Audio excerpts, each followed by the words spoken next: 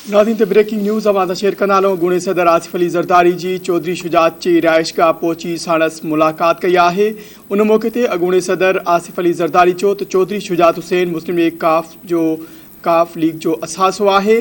काफ league वफ़ाक़ी हुकूमत सां गॾु आहे ऐं काफ लीग जा ॿई वज़ीर हुकूमत जो हिस्सो आहिनि। मुलाक़ात दौरान मुस्लिम लीग काफ जे सरबराह चौधरी शुजात चयो त काफ लीग हुकूमत सां कयल पंहिंजो वाइदो निभाए रही आहे ऐं हमेशह गॾु रहंदी।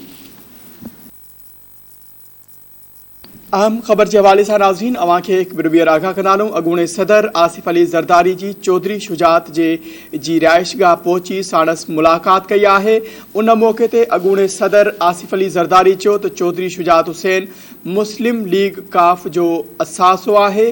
काफ लीग वफ़ाक़ी हुकूमत सां गॾु आहे ऐं काफ लीग जा ॿई वज़ीर हुकूमत जो हिस्सो आहिनि। मुलाक़ात दौरान मुस्लिम लीग काफ जे सरबराह चौधरी शुजात चयो त काफ लीग हुकूमत सां कयल पंहिंजो वाइदो निभाए रही आहे ऐं हमेशह गॾु रहंदी। उन मौके ते वफ़ाक़ी वज़ीर तारिक बशीर चीमा, चौधरी सालिक हुसैन ऐं चौधरी शाफ़े हुसैन ऐं ॿिया अॻवान पिणु मौजूदु हुआ।